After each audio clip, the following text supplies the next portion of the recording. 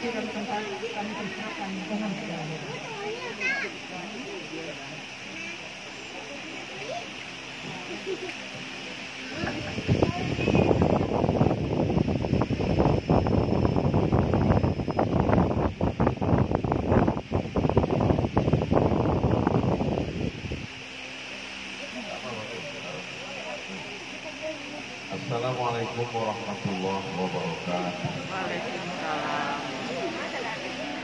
Anak raja pergi menyelam ke tengah laman. Dari desa dan salam nampaknya belum masuk. Dari Surabaya pergi ke Jombang, sampai ke Jombang membeli jubah. Hati siapa yang tak senang menengok omak-omak baju merah. Saya kan dipancing-pancing aja. Kita bisa bertemu siang ini, kita bisa cari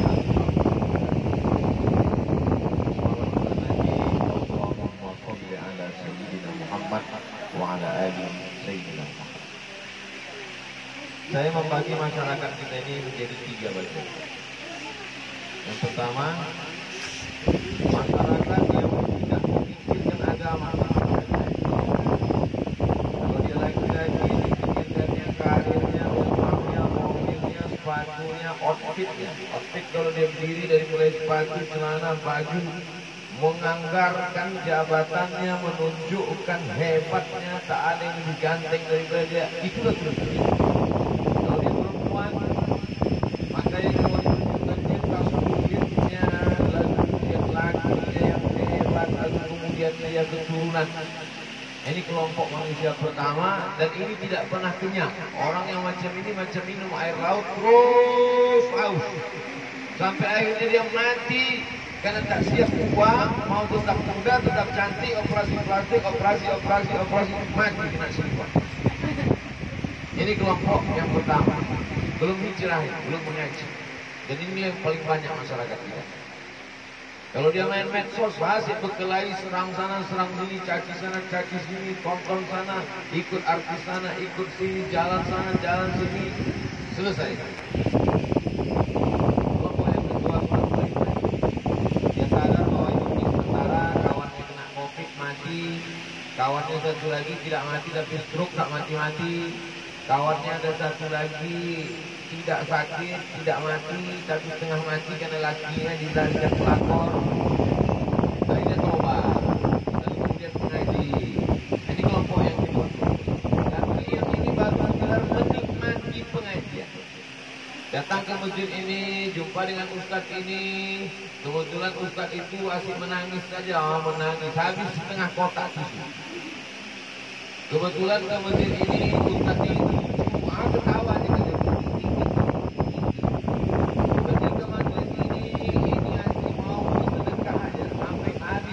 Sepeda motor itu dikasihnya habis semua. Udah balik ke rumah baru dia lupa. Macam kena hipnotis. Ini jenis yang kedua. Baru sebatas menikmati pengajian. Lalu kemudian yang ketiga di level yang paling tinggi, dia mulai terorganisir, mulai punya lembaga, terdaftar di notaris Menhub. Inilah level GJBB. Gerakan Jumat Bersedekah Berkah. Dia tidak sekedar menikmati pengajian habis itu pulang ke rumah setiap jadi pengajian. Tidak sampai situ. Tapi dia mulai terorganisir. Ada ketuanya, ada sekretarisnya, ada bendaharanya, ada penasehatnya, ada target ke depan. Target tahun ini mendirikan panti asuhan. Target 2022 membuat masjid GJBB. Dari mulai upah sampai lantai merah pada masjid. 2023 mendirikan pesantren GJBB gratis. 2024 membuka cabang-cabang dari Duri ke daerah sekitar. Jadi kalau dia bersedekah sudah mulai terorganisir. Ada targetnya ke depan dan jelas visi misinya. Ini yang model ketiga ini mesti ditularkan ke majelis-majelis pengajian ibu-ibu. Melalui apa? Melalui Instagram, melalui Facebook, melalui TikTok, melalui Twitter, supaya jangan yang masuk surga itu nanti masuk GJBB. Jangan sampai nanti kita masuk surga, tengok baju merah aja semua. Yang baju hijau kemana? Masuk neraka jahanam. Jadi apa yang sudah ibu-ibu, bapak-bapak lakukan di GJBB ini ditularkan ke yang lain supaya jamaah ini hanya jangan sampai pada level penikmat pengajian. Hanya sekedar menikmati pengajian.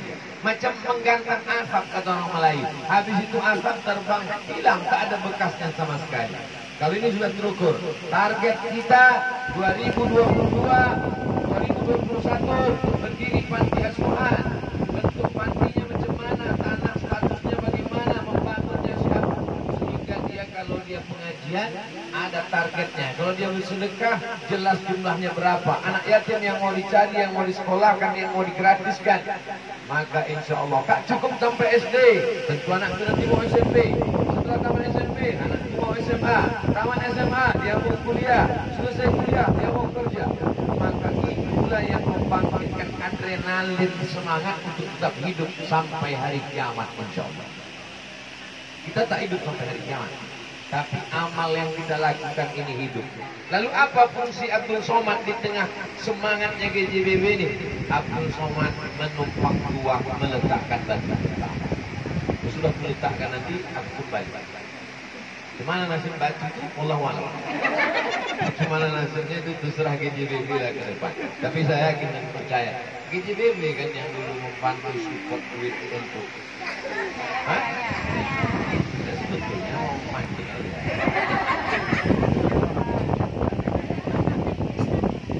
Jadi ke depan kalau masih ada orang duri ini hanya sekedar datang wirid yasin balik, datang pengajian ustaz dari Pekanbaru pulang, ada ustaz dari Jakarta hebat meriah, habis itu selesai. Belum, kalian hanya baru sebatas menikmati pengajian. Maka ke depan dia mesti punya yayasan. Kita salahkan, kenapa terlalu banyak tempat ibadah ini? Kalian kemana orang Islam? Kenapa tak kalian dirikan masjid? Kenapa tak kalian buat musola? Kenapa tak kalian buat panti asuhan? Maka insya Allah ke depan berserak-seraklah panti GJBB, bertebaranlah masjid GJBB, bertebaranlah rumah GJBB. Kita mesti punya cita-cita. Orang tak punya cita-cita, tak ada visi misi hidupnya, macam memanah. Kita mesti fokus tepat ke titik tengah. Adapun yang di samping kiri itu cakap anjing menggonggong kafilah berlari. Apapun yang dicakapkan orang, kita akan terus berjalan. Mudah-mudahan kerjasama kita antara GJBB dengan YTWU ini berlanjut, bekerja sama di duri, bersama di surga, bersama Nabi Muhammad Sallallahu Alaihi Wasallam. Umur kita tak tahu. Andai mati saya tak masalah. Yang penting baju itu saya letak. Sedikit banyaknya pahalanya mengalir. Alhamdulillah tadi akan buka kita YTWU cabang Duri. Berikut ini pembukaan tirai YTWU cabang Duri. Buka. Tarik oleh Ustaz Abdul Somad. Habis itu simpan fotonya mau di-share.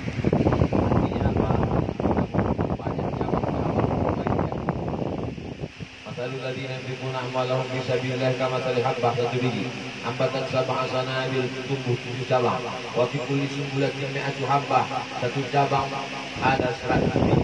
Ini menunjukkan bukan sekedar pahala kebaikan, tapi kita mesti membuka cabang-cabang. Berasal dari satu biji GJBB ini, lalu kemudian tumbuh 7 cabang, cabang Minas, cabang Kandis, cabang Pekanbaru, cabang Dumai, cabang-cabang dari cabang ini lahir 100 dari 1 jadi 7 jadi 700. Amin. Allah melipat gandakan. Nanti kita 2-3 hari ini tak masalah. Kenapa? Karena orang yang sudah memberikan kontribusi pemikiran, ide, mandalla ala khairin, siapa yang menunjukkan kebaikan kepada menjadi ajli fa'ili, dia dapat pahala untuk orang yang melakukan.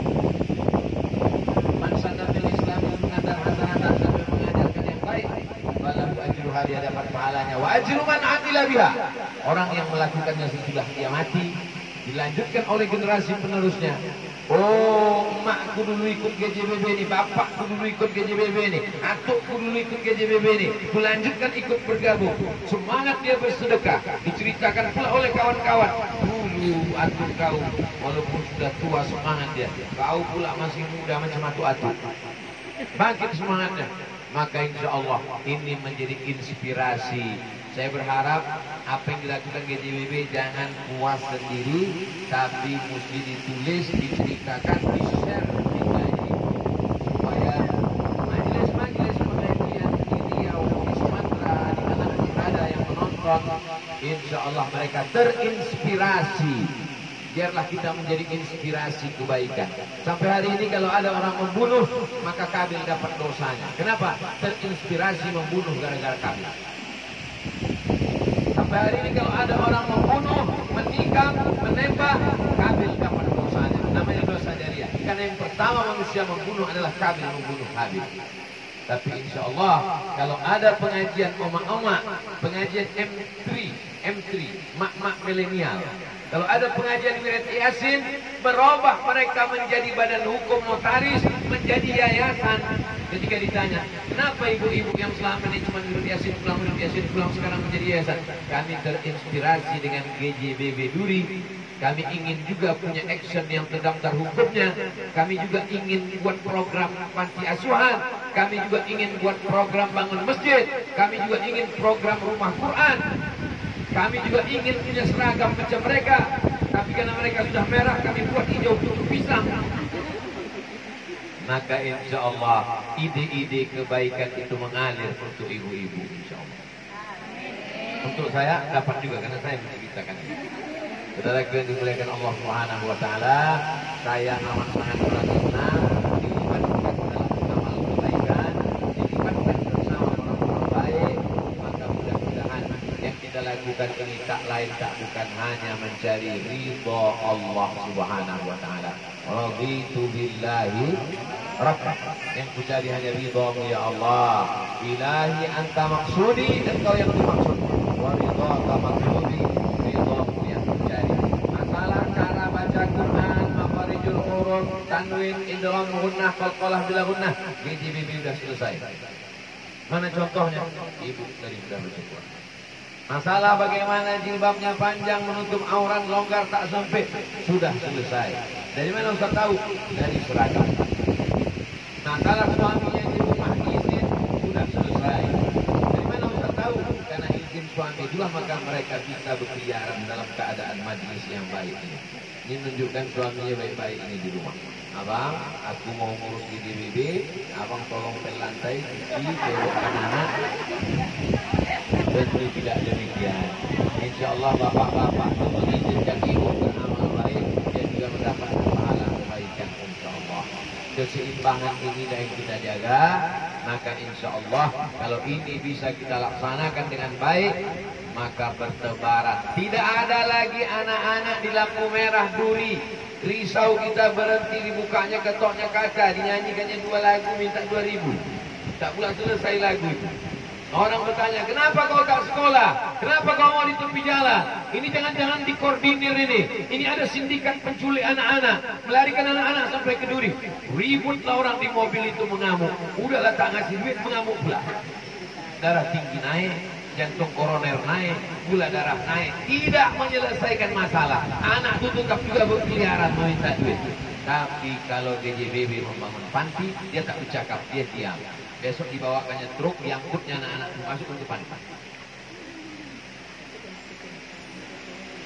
Inilah yang menjadi solusi. Kalau mati lampu, terlalu banyak yang mencaci maki. Kenapa mati lampu? Kenapa mesin tak dikontrol? Kenapa minyaknya tak ditengok? Kenapa tak lapor merah? Kenapa? Tapi ada satu orang yang diam dan dia menyalakan lilin supaya gelap itu hilang. Yang menyalakan lilin ini adalah GJBB insyaallah. Dari mana Ustaz mendapatkan perumpamaan mati lampu orang mengamuk tiba-tiba ada terang-terang? Bukan dari hadis Nabi, dari pembicaraan ini. Lagi diberikan Allah Subhanahu wa taala. Suasana ini panas betul-betul. Tapi karena sifatnya raksasa, macam di padang Arafah sedang wukuf rasa kita. Untung pakaian merah, kalau putih, masya Allah, yang betul-betul di padang Arafah. Bagi Allah Subhanahu wa Ta'ala, kebersamaan kita dalam amal soleh. Ada yang satu naik sepeda motor, yang satu naik ojek, yang satu naik mobil, yang satu naik kereta api. Menurut logika akal kita tidak jumpa, kita tak ketemu. Tapi kita bertemu pada satu stasiun. Stasiun yang mempertemukan kita adalah stasiun amal soleh. Tengok buku acara udah bergerak, sudah habis 10 menit. Bapak yang dimuliakan Allah SWT, acara ini tak ada yang kurangnya, lengkap semua. Dari mulai pentasnya, dari mulai sound systemnya, dari malu, semua ada. Makanan-makanan. Kadang-kadang kita ikut acara bertamu rumah orang kaya di malu lengkap kita itulah asli semuanya. Dipersilakan Ustaz Somad, dibukakan Ustaz Al-Nur dari makanan, dari tersangka bunga, rupanya kue. Nah, ini semua kebaikan-kebaikan ini hanya Allah yang dapat membalas.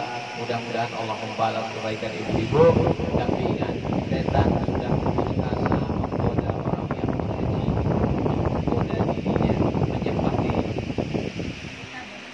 Tadi kan kelompok manusia ini 3. Satu yang belum mengaji, 2 penikmat pengajian, 3 yang sudah terstruktur. GJBB masuk level 3. Apakah setan sudah pensiun? Belum. Inna syaitan qad ya'isa an ya'budahul musallun. Kalau setan menengok orang sudah mengaji, sudah sholat, maka kata setan, aku sudah putus asa untuk menggoda dia untuk menyembah aku. Tidak lagi ada setan menggoda. Oh, bisa masuk dari samping. Setan tidak lagi datang menggoda bapak ibu untuk menyembah tuyul, untuk menyembah hantu nyiblorong sundel bolong, tidak. Tapi dia walakin bin tahris, menanamkan permusuhan di antara hati orang yang sudah mengaji. Ada sikut menyikut di dalam. Nah, ini mesti kita antisipasi. Datang setan berkata, kau yang paling hebat, kau yang paling banyak nyumbang, kau yang paling aktif, kau yang paling jago, kau yang paling berjasa di sini, kau yang... Ketika setan mengatakan kau paling kau, disitulah kita tahajudnya diperbanyak, zikirnya diperbanyak, sholawatnya diperbanyak, karena setan belum pensiun. Sampai akhirnya kapan kita ini berhenti digoda setan?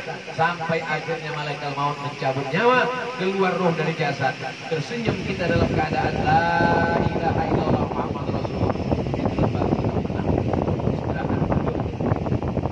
Sangka mau kalau sudah ikut GJBB ini nyantai pikiran saya. Setelah ikut GJBB malah makin tak bisa tidur. Dulu cuma memikir belanja anak, belanja rumah, anak sekolah, kuliah selesai. Sekarang bertambah pikiran, macam mana panti asuhan ini selesai. Batu pertamanya sudah diletakkan di Somad, sudah di-share-nya pula ke Instagram. Mana-mana perginya. Malu kalau barang tidak jadi. Dulu yang dipikirkan cuma baju baru hari raya. Nanti mulai berpikir, macam mana baju anak yatim ini. Dulu yang dipikirkan cuma anak pertama, anak kedua. Sekarang bertambah pikiran, macam mana anak yatim ini bisa sekolah, gaji gurunya. Bertambah pikiran, tapi ingatlah, tambahan pikiran itu akan menjadi tambahan amal soleh. Inilah yang membuat pikiran kita bertambah beban, tapi justru ditanamkan Allah ketenangan. Kenapa? Karena di sana ada orang yang namanya kita tak tahu. Dia tidak kenal dengan kita, kita tak kenal dengan dia.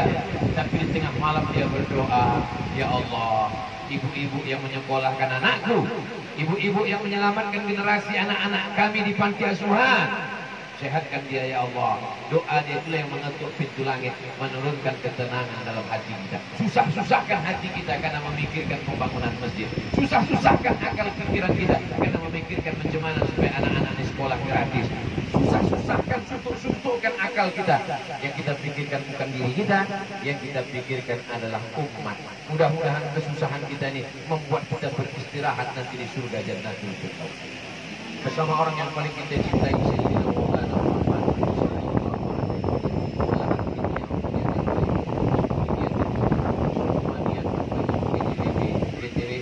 semua sahabat-sahabatnya yang ikut serta dalam program ini. Al-Fatihah. A'udzubillahi minasyaitonirrajim. Bismillahirrahmanirrahim. Alhamdulillahirabbil alamin. Arrahmanirrahim. Maliki yaumiddin. Iyyaka na'budu wa iyyaka nasta'in.